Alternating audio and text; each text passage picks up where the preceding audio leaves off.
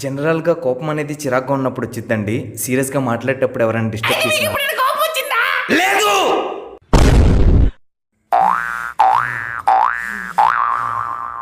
ఇందాకేదో చెప్తున్నాను. సీరియస్గా మాట్లాడేటప్పుడు డిస్టర్బ్ చేయకూడదు. సీరియస్గా మాట్లాడేటప్పుడు డిస్టర్బ్ చేసినా, పోనీ చెప్పిన మాట వినకపోయినా, ఎక్స్క్యూజ్ మీ, హలో, నమస్కారం డాక్టర్ గారు, బాగున్నారా? నేను కొంచెం ఇంటర్వ్యూలో ఉన్నానండి. నేను మీకు తర్వాత ఫోన్ చేస్తాను.